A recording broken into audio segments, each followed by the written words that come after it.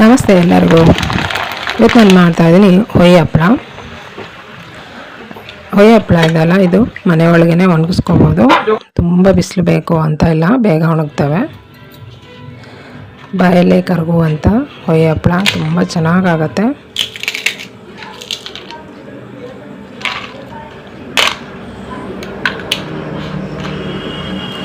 ಹೊಯ್ಯ ಹಪ್ಪಳ ಮಾಡೋದಕ್ಕೆ ನಾನು ಇದು ರೇಷನ್ ಅಕ್ಕಿ ನಾನು ತೊಗೊಂಡಿದ್ದೀನಿ. ರೇಷನ್ ಅಕ್ಕಿ ಅಥವಾ ಇಡ್ಲಿ ದೋಸೆ ಮಾಡ್ತಿರಲ್ಲ ಆ ಅಕ್ಕಿನ ತೊಗೋಬೇಕು. ರಾತ್ರಿ ನೆನೆಸ್ಬಿಟ್ಟು ನಾನು ಬೆಳಗ್ಗೆ ಮಾಡ್ತಾಯಿದ್ದೀನಿ. ನಿಮಗೆ ಹುಳಿ ಬರಬೇಕು ಅನ್ನೋದಾದರೆ ಒಂದು 3 ದಿನ ಅಕ್ಕಿ ನೆನೆಸಿಡಬೇಕು. ನೀರು ಚೇಂಜ್ ಮಾಡಿ 3 ದಿನ ನೆನೆಸಿಡಬೇಕು ಹುಳಿ ಬರಬೇಕು ಅಂದರೆ. ನಾನು ರಾತ್ರಿ ನೆನೆಸ್ಬಿಟ್ಟು ಬೆಳಗ್ಗೆ ಮಾಡ್ತಾಯಿದ್ದೀನಿ.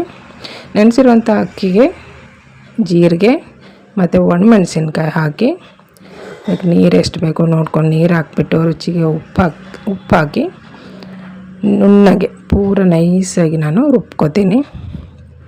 ಉಪ್ಪು ನೋಡಿಕೊಂಡು ಸ್ವಲ್ಪ ಕಮ್ಮಿನೇ ಹಾಕಬೇಕು. ಹಪ್ಪಳ ಒಣಗಿದ ಮೇಲೆ ಉಪ್ಪು ಕರೆಕ್ಟಾಗಿ ಆಗಿರುತ್ತೆ. ಈಗ ರುಬ್ಕೊಂಡಿರೋ ಹಿಟ್ಟನ್ನು ಒಂದು ಪಾತ್ರೆಗೆ ಹಾಕ್ಕೋತಾ ಇದ್ದೀನಿ.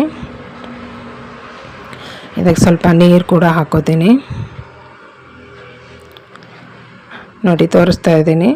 ನೋಡಿ ನೈಸಾಗಿ ನಾನು ರುಬ್ಕೊಂಡಿದ್ದೀನಿ. ಈ ರೀತಿ ನೈಸಾಗಿ ರುಬ್ಕೋಬೇಕು.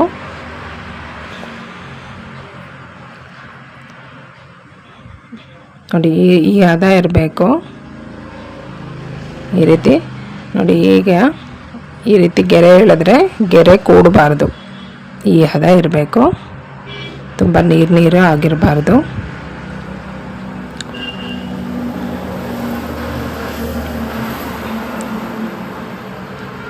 ಈಗ ನಾನು ಇದಕ್ಕೆ ತಟ್ಟೆ ಇಡ್ಲಿ ಸ್ಟ್ಯಾಂಡ್ ನಾನು ತೊಗೊಂಡಿದ್ದೀನಿ.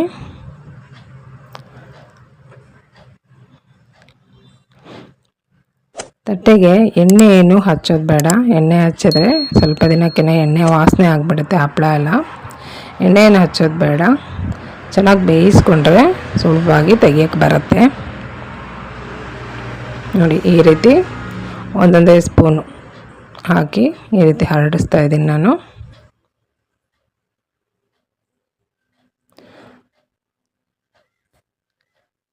ಈಗ ನಾನು ಇಡ್ಲಿ ಪಾತ್ರೆಯಲ್ಲಿ ನೀರು ಕುದಿಯೋದಕ್ಕೆ ಇಟ್ಟಿದ್ದೀನಿ.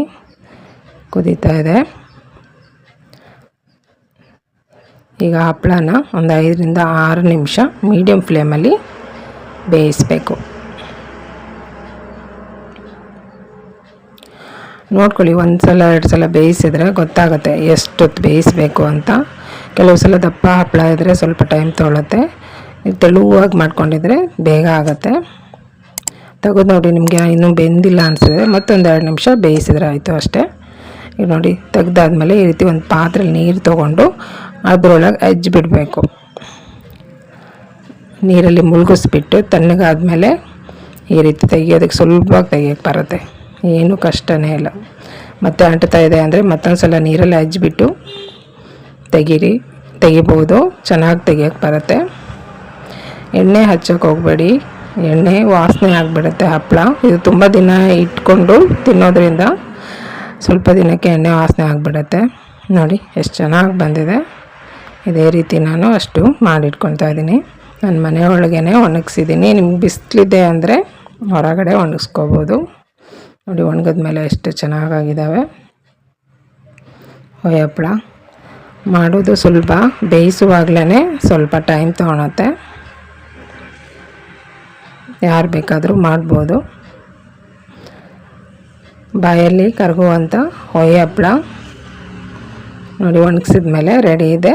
ಮನೆ ಒಳಗೇ ಒಂದಿನ ಒಣಗಿಸ್ಬಿಟ್ಟು ಆಮೇಲೆ ಸ್ವಲ್ಪ 1-2 ಗಂಟೆ ಬಿಸಿಲಲ್ಲಿಟ್ಟು ಒಣಗಿಸಿ ತೆಗೆದಿಟ್ಕೋಬೋದು.